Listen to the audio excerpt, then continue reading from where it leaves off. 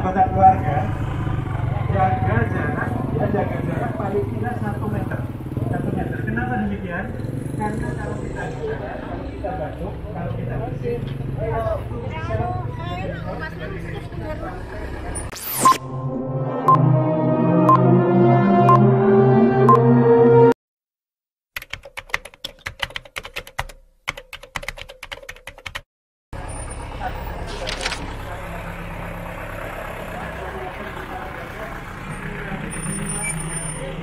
masuk ke dalam tubuh kita. Itu satu. Kemudian hindari keramaian. Hindari keramaian. Maaf, seperti sekarang ini kita berisiko tinggi untuk tertular karena tidak tahu dengan siapa kita bertemu. Dengan orang turun dari mobil atau mobil itu dari mana, kita tidak pernah tahu apakah mereka membawa atau tidak. Tidak setiap yang membawa virus itu sakit. Tidak setiap yang membawa virus itu sakit. Tapi sekalian pengunjung pasar Karangrejo, mohon untuk memperhatikan kesehatan, selalu menjaga kesehatan untuk mencegah penyebaran dan penularan virus corona yang sedang melanda dunia. Untuk itu, Bapak Ibu sekalian dibiasakan mencuci tangan dan untuk tidak selalu bersalaman. Untuk sementara dilakukan hal-hal yang demikian ini. Untuk itu cuci tangan setelah pergi maupun mau pergi bertamu ataupun sedang melaksanakan kegiatan-kegiatan lainnya. Terutama para pedagang yang saat ini sedang melayani banyak pembeli, tentunya seling bersentuhan satu sama lainnya.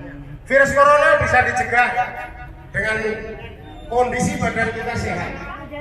Kalau kondisi badan kita sehat, virus corona tidak gampang menular. Untuk itu kita biasakan badan kita hangat, yaitu dengan cara berjalan, makan buah dan sayuran lebih banyak. Demikian diantaranya untuk mencegah virus corona dalam menyebar maupun berkembang. Itu ada satu lagi Pak. Pakai sabun dulu Bu. Pakai sabun dulu. Ya, terima kasih kepada seluruh warga masyarakat. Kami dari gugus tugas percepatan penanganan Corona, virus corona di Kecamatan Karangrejo hari ini mengadakan kegiatan edukasi kepada warga masyarakat. Cara mencuci ya Pak ya? Ya, cara cuci tangan yang benar. Oh begitu. Ya, cuci tangan yang benar. Komisi detik minimal 20 detik. Ya. Yang dikenal langsung disebutkan Pakai sabun yang ada benar. Itu kalau sabun cair dengan sabun batang beda nggak?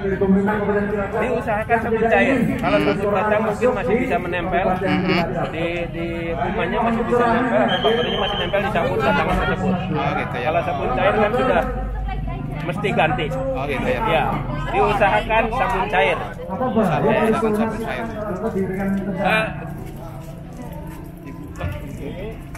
Ya. Ini ya. Ya, terus ini. Ya, gantian. Dari Satgas Koko. Nah, Ya. dan Satgas Karangrejo. Pada kesempatan kali ini saya ingin memberikan sedikit gambaran tentang virus corona. Jadi virus corona itu adalah virus yang menyerang pada sistem saluran pernapasan dan paru kita. Kalau bisa masker. Jadi, selain Masker yang selama kain ini juga ada boleh. yaitu TBC, kemudian asma maksudnya, dan sekarang ada jenis baru yang baru kita kenal. Mungkin dari dulu sudah ada, tapi dulu itu hanya menyerang pada hewan. Jadi disebut zoonosis. Zoonosis itu penyakit yang tadinya hanya menyerang hewan, kemudian berpindah kepada manusia. Dulu hewan yang terkena mungkin tidak sakit karena itu adalah komensal ataupun parasit atau virus yang biasa dibawa oleh mereka. Ya. Jadi yang pertama dulu kalau tidak salah dan mohon maaf kalau yang dikenal dulu sebagai reservoir ataupun sebagai indung daripada virus ini adalah kelelawar. Ya, kelelawar.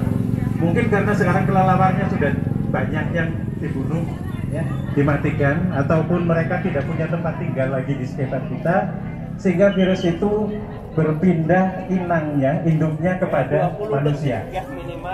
Kalau dulu kalau sakit tidak pernah tahu, tapi sekarang yang sakit manusia. Ini sudah jelas. Mungkin di antara kita belum ada yang terlihat ataupun sampai sekarang di Karangkucung ini saya belum menemukan, hanya kecurigaan, tapi belum dibuktikan dengan pemeriksaan virus. Ya. Jadi ada. Nah, kenapa kita harus waspada? Karena kita tahu bahwa kita kontak ataupun selalu bertemu dengan orang-orang yang belum kita kenal apakah dia membawa virus atau tidak. Di Jakarta, di Solo, di Magelang, di Semarang, bahkan di Purwokerto, tempat-tempat yang sudah kita kenal ada penderitanya. Dan bukan tidak mungkin mereka sudah datang ke tempat kita. Kita tidak pernah tahu karena tidak ada tanda-tandanya. Jangan merasa aman, ya, jangan merasa aman ketika kita bertemu dengan mereka yang sehat saat ini. Karena demikian, saya bisa sedikit berikan gambaran.